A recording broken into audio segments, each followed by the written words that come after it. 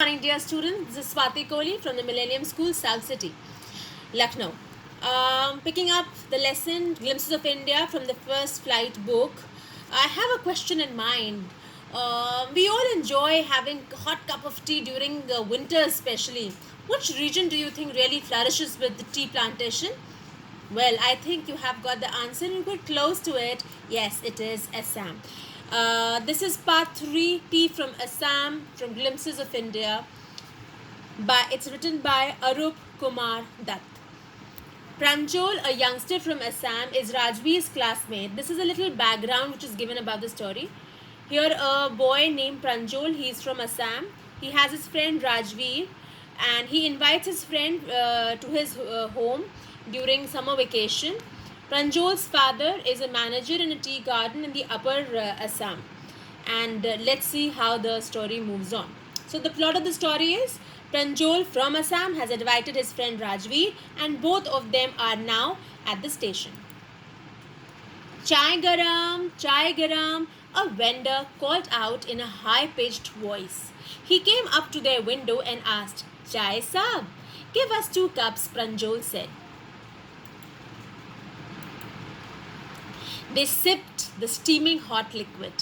Almost everyone in their compartment was drinking tea too. Do you know that over 80 crore cups of tea are drunk every day throughout the world? Rajveer said. So Rajveer has collected a little information about tea because he was going to Assam. He has collected little information and now he's sharing it with his friend Pranjol. Whew! Exclaimed Pranjol. Tea really is very popular.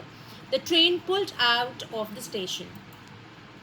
Pranjol buried his nose in his detective book again. Rajveer too was an ardent fan of detective books, but at the moment he was keener on looking at the beautiful scenery.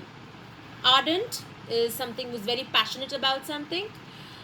Keen, having a lot of eagerness to learn something. So Pranjol is busy reading, whereas Rajveer is enjoying the sight outside the train. It was green everywhere. Rajveer had never seen so much greenery before. Then the soft green paddy fields gave way to tea bushes. Paddy is a field where rice is grown.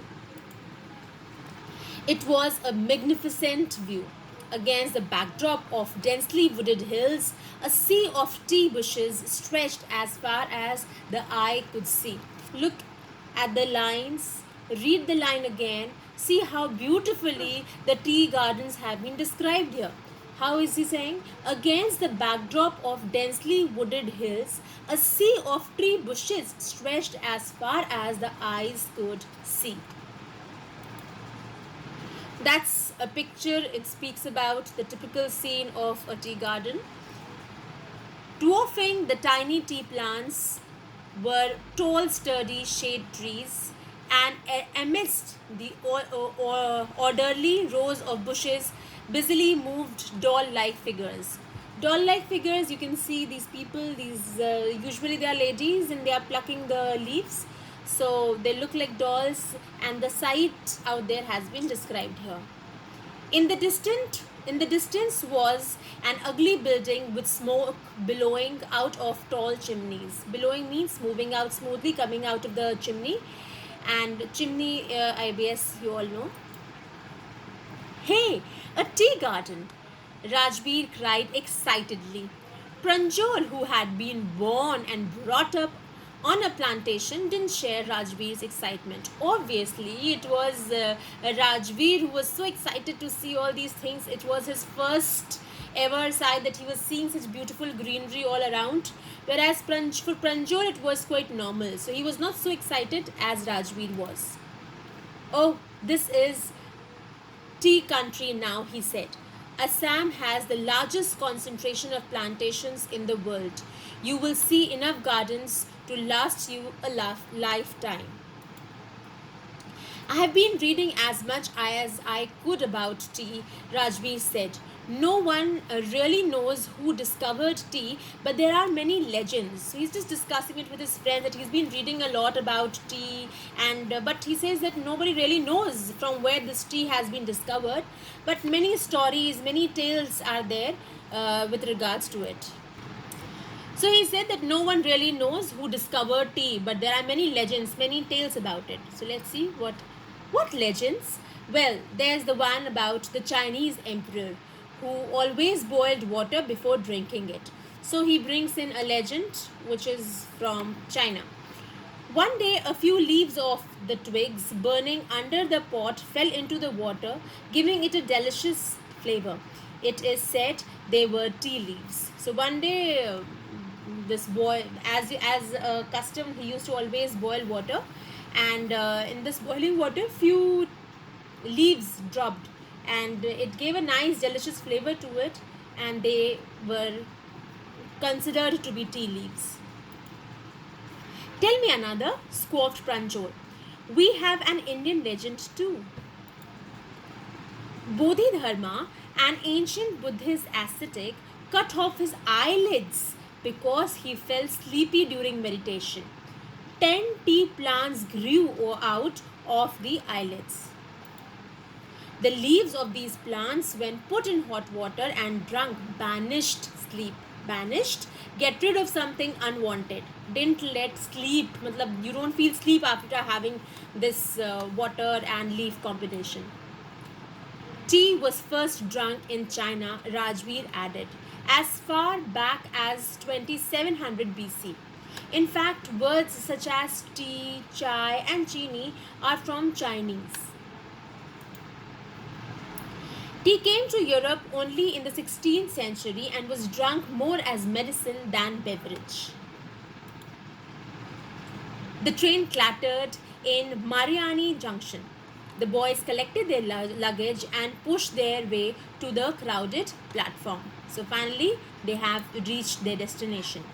Pranjol's parents were waiting for them. Soon they were driving towards Dhakia Bari, the tea garden managed by Pranjol's father.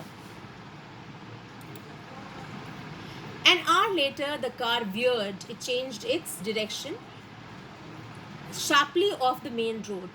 They crossed a cattle bridge and entered Bari tea estate.